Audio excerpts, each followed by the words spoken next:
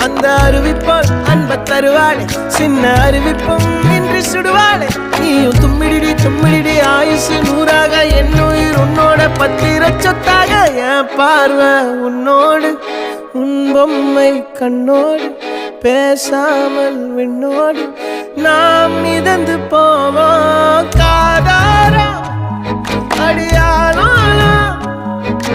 நான் தாங்க மாறோடு